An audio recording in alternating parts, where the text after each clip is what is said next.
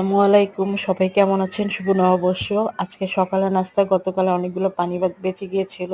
ওগুলা দিয়ে পানি ভাত দিয়ে মাংসের পাতিল গড়িয়ে খিচুড়ি রান্না করে ফেলেছি। আর ছিল ডিম ভাজি আর শুটকি ভর্তা। Yummy yummy. কেমন আছেন আপনারা? নিশ্চয়ই ভালো। আসসালামু আলাইকুম। সবাই ভালো থাকবেন।